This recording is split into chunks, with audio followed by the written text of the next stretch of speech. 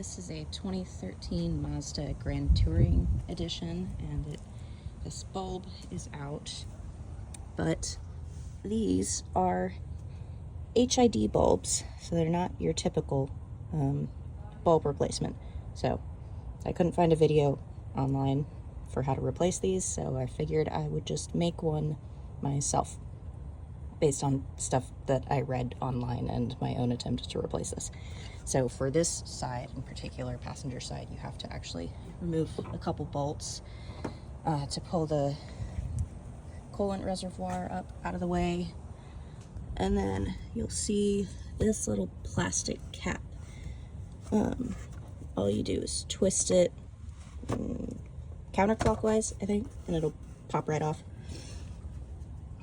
So then there's this little metal deal. I don't know the names for all of this shit. You just twist that, again, counterclockwise. It should be about a quarter turn. You just twist it. So here's after twisting it, and then you can just kind of pull it out. You might have to wiggle it a little bit to get it to come out. Sorry, this angle is tight. So you just kind of let that hang once it pulls out. So then there are these little clips, which I am rotating this camera every which way to try to get this, so hopefully I can fix that later.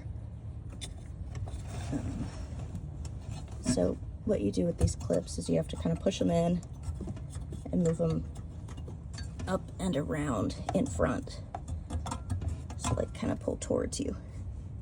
And then it should move off to the side out of the way of that bulb.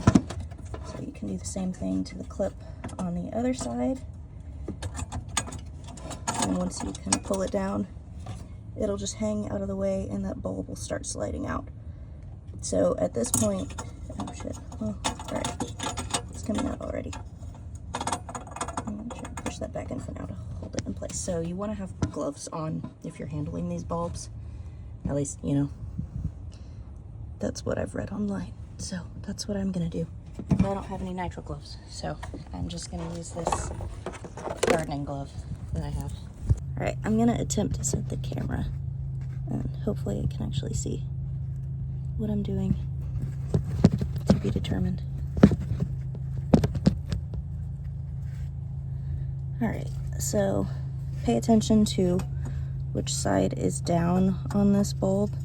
So there will be this little kind of opening at the top side, and then this bar will be towards the bottom. You want to make sure you've got the new one oriented that direction and be very delicate with your new bulb as you're putting it in.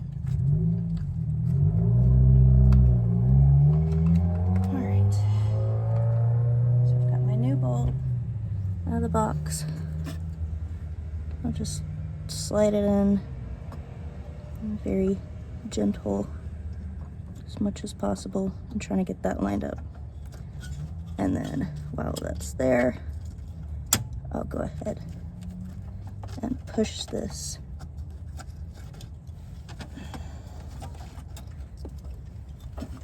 back around, which this part's hard to do with gloves on. And try to make sure your coolant reservoir doesn't fall on you while you're doing all of this, which is a bit of a task. All right, so that clip is pulled up and around on one side, and then I'll get the clip on the other side.